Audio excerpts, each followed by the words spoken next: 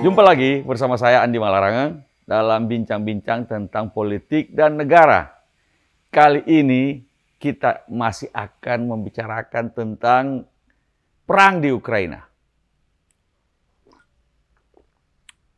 Nah, perang di Ukraina sudah hampir 2 minggu. Dan tentu saja ini tidak sesuai dengan harapan Putin yang melakukan blitzkrieg, mengepung Ukraina dari utara melalui Belarusia, lalu dari timur, tentu saja dari bawah, dari selatan melalui Crimea yang sudah direbut oleh Rusia beberapa tahun sebelumnya. Kepungan ini langsung menuju ke Kiev, ibu kota Ukraina. Tapi ternyata serangan itu mendapatkan perlawanan yang sengit dari tentara-tentara dan milisi-milisi orang sipil yang bersenjata sekarang di Ukraina. Mereka melawan mungkin juga dengan bantuan persenjataan dari NATO, sehingga sampai sekarang pasukan Rusia belum bisa masuk ke Kiev, ibu kota Kiev.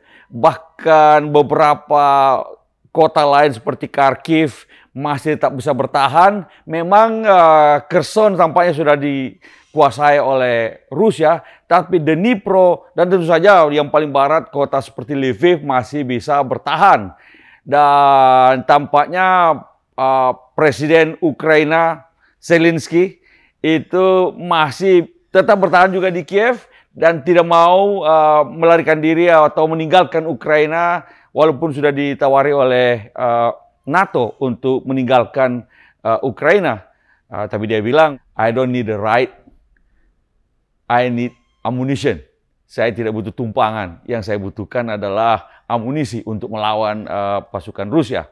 Jadi tampaknya perlawanan ini akan mengakibatkan perang ini akan berlarut-larut. Sampai kapan perang ini akan berakhir? Ini tampaknya belum ada yang tahu berapa lama. Bisa cepat, bisa lambat. Walaupun nampaknya bahkan bakal berlarut-larut. Thomas Friedman, pengamat internasional dan juga berbagai macam bukunya sudah pernah kita baca seperti The World is Flat dan sebagainya. Itu mengatakan, baru-baru ini menulis di The New York Times bahwa ada 3 senario dari perang ini.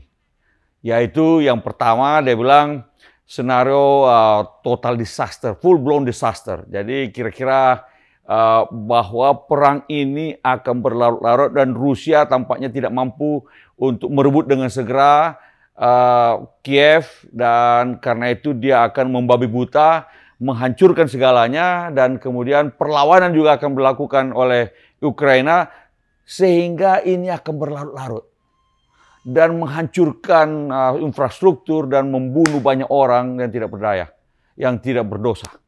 Dan karena perlawanan akan dilakukan, pendudukan yang akan dilakukan oleh, jangan lupa, serangan yang dilakukan oleh Rusia akan menuntut adanya pendudukan kota-kota. Dan pendudukan kota-kota artinya bahwa perang dilakukan dari gedung ke gedung, perang gerilya yang dilakukan juga akan menyebabkan tentara Rusia juga akan menderita. Banyak juga yang akan mati dan akan tewas. Karena itu ini adalah full blown disaster katanya. Apalagi kalau pemerintah Rusia kemudian mendudukkan pemerintahan boneka yang menggantikan pemerintahan Presiden Zelensky di Kiev. Itu akan terus-menerus akan mengakibatkan perlawanan dari rakyat Ukraina dan mengakibatkan berlarut-larut bertahun-tahun. Kira-kira mirip-mirip pendudukan di Afghanistan 10 tahun oleh Soviet, 20 tahun oleh Amerika Serikat. Perang Vietnam juga berlarut-larut sampai akhirnya kemudian mereka yang melakukan pendudukan akhirnya mundur juga. Ini yang terjadi di Afghanistan, begitu juga terjadi di Vietnam, begitu juga yang terjadi di berbagai macam negara di mana dilakukan pendudukan dan lama-lama mereka yang menduduki juga tidak tahan karena ya kira-kira ditembaki terus oleh mereka yang melakukan perlawanan. Rusia atau Uni Soviet pada waktu itu juga gagal di Afghanistan, Amerika Serikat juga gagal di Afghanistan. Nah, skenario kedua yang menurut Friedman adalah yang dia katakan sebagai dirty compromise. Jadi ada kompromi yang kotor. Yang kira-kira menurut dia adalah sebagian dari wilayah Ukraina. Jadi terjadi perdamaian, tetapi ongkosnya adalah bagian timur dari Ukraina diambil oleh Rusia, diserahkan kepada Rusia, bersama-sama juga dengan Crimea dan sebagainya. Sehingga wilayah Ukraina akan mengecil, kemudian Rusia mengambil bagian timur, tetapi Ukraina akan tetap dibiarkan menjadi negara yang berdaulat. Nah, walaupun kita belum tahu apakah boleh ikut NATO atau tidak boleh ikut NATO dan sebagainya. Mungkin juga salah satu menurut saya, kalau ini dari saya sendiri, mungkin juga ada kompromi tentang bagaimana Ukraina berdaulat sebagai negara tetapi diminta untuk netral. Tidak boleh ikut NATO misalnya, mirip jadi Swiss, menjadi buffer zone antara Rusia dengan NATO. Ini juga salah satu solusi, walaupun apakah Ukraina akan bisa menerima, ini juga sesuatu yang kita, karena pasti sakit hati dengan perang ini dan menuntut misalnya Putin diadili sebagai penjahat perang dan sebagainya. Ini perlu dicarikan solusinya, tapi itu mungkin juga salah satu solusi kalau ada kompromi di antara kedua negara. Yang ketiga menurut Friedman adalah, dia bilang scenario salvation, penyelamatan yang datangnya dari keruntuhan rejim Putin di Rusia. Jadi ketika orang-orang Rusia sendiri sudah tidak mendukung perang di Ukraina dan menyebabkan keruntuhan dukungan dari rakyat Rusia sendiri terhadap Presiden Putin dalam hal ini.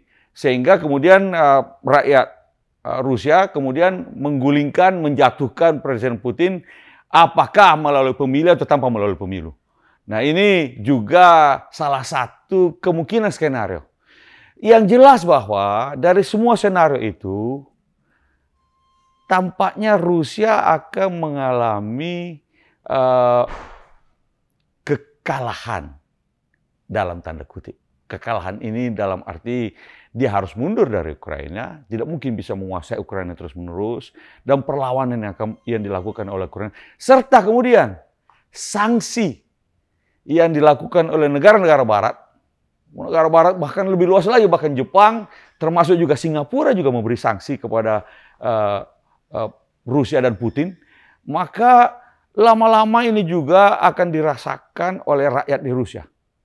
Rakyat Rusia sendiri akan rubel, mata uang Rusia sudah turun 30%, bisa turun lagi, pasar saham Rusia juga rontok, berbagai macam perusahaan-perusahaan multinasional itu kemudian melakukan divestasi dari Rusia dan tidak mau melakukan perdagangan maupun juga transaksi-transaksi dengan Rusia. Bank-bank Rusia diboikot oleh bank internasional. Sehingga lama-lama rakyat Rusia juga merasa bahwa mempertahankan Putin ini tidak akan menguntungkan bagi mereka. Semua ini tampaknya akan menjurus pada kekalahan Rusia. Jangka panjang atau jangka pendek. Skala kecil atau skala besar. Nah, ini dikatakan oleh Friedman juga bahwa Rusia, opsi Rusia adalah lose early or lose late, lose small or lose big. Jadi kalahnya mau pilih kalah kecil atau kalah besar, kalah dengan cepat atau kalah dengan lambat secara berlarut-larut. Saya setuju juga dengan analisis Friedman ini bahwa dengan situasi sekarang ini, perlawanan di Ukraina oleh rakyat Ukraina dan boikot ekonomi dari negara-negara Barat, bahkan juga dengan sekutu-sekutu negara Barat, termasuk misalnya yang di tetangga kita Singapura dan Jepang, akibatnya akan membuat Rusia kehilangan momentum dan nampaknya tidak mampu melanjutkan perang, karena perang juga butuh biaya yang besar dan dukungan publik dari Rusia sendiri. Nah, tinggal Mana yang akan terjadi? Kita sih berharap bahwa segera terjadi kompromi, terjadi diplomasi yang bisa diterima oleh kedua belah pihak. Nah, memang kompromi akan ada cost bagi Ukraina, tapi juga bisa menyelamatkan begitu ribuan dan jutaan manusia. Nah, apakah itu bisa diterima oleh Ukraina? Kita juga belum tahu. Atau yang terjadi adalah situasi prolonged war, perang yang berlarut memakan jumlah korban manusia, harta benda dan sebagainya. Tetapi memang pada titik tertentu akan ada solusi dari ujung dari perang itu sendiri. Siapa yang mundur atau siapa yang kalah, siapa yang menang. Atau Presiden Rusia Putin tiba-tiba menyadari kesalahannya dan menganggap bahwa ini sesuatu yang tidak worth it lagi karena korban yang besar, lalu kemudian mengundurkan diri. Nampaknya itu tidak mungkin. Putin sudah bergerak, mudah menyerang, dia harus menyelesaikan, dia merasa harus menyelesaikan soal ini, dan ini sesuatu yang bagi dia harga mati. Apakah penggulingan kekuasaan dilakukan di Rusia oleh rakyat Rusia terhadap Putin? Butuh waktu. Butuh waktu juga bertahun-tahun sehingga public opini di Rusia juga berubah untuk tidak lagi mendukung Putin. Itu butuh waktu bertahun-tahun juga. Kalau kita lihat beberapa sejarah-sejarah dari kejadian-kejadian yang lalu. Sehingga tampaknya ya perang masih harus berlanjut sampai ongkosnya menjadi terlalu berat bagi salah satu pihak atau kedua belah pihak. Tetapi sekali lagi sebagai orang yang berkecimpung dalam ilmu politik, kita berharap ada political solution, ada diplomasi yang terus bisa dilakukan untuk mencari jalan keluar yang terbaik bagi kedua belah pihak. Demikian, sampai jumpa lagi di episode yang lain. Semoga kita semua bisa mendapatkan kedamaian dan kesehatan.